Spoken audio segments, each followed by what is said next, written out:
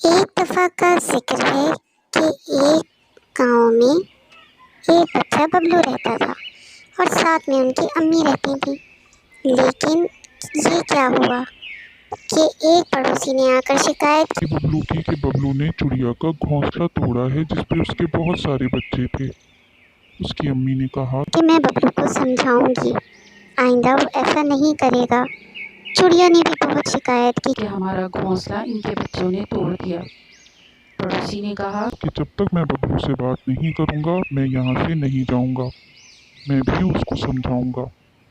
आखिर वो इंतज़ार करता रहा और चिड़िया भी शिकायत करती रही कि आप उसको समझाएं। उनकी अम्मी ने कहा, बबलू अभी स्कूल गया है, वो स्कूल से आता है तो मैं बात करती हूँ, आप परेशान ना हो। देखिए उसको समझाना बहुत ज़रूरी है ताकि वो दोबारा आइंदा ऐसा ना करे। जी बबलू आता है तो मैं उससे बात करती हूँ, ठीक है आप भी बात कर लीजिएगा।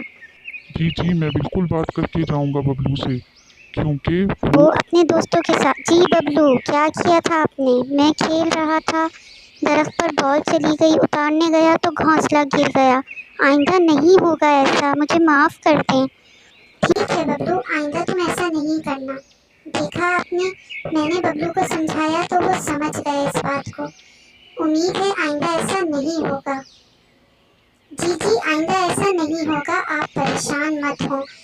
अब कुछ भी ऐसा नहीं होगा जिससे किसी को शिकायत का मौका मिले।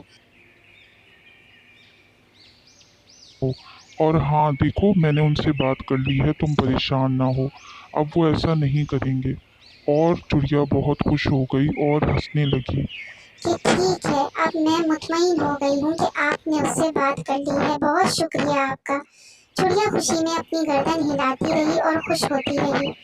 और उन्होंने प्यारे बच्चों, आपको भी सबक है कि आइंदा ऐसी कोई शरारत ना करें।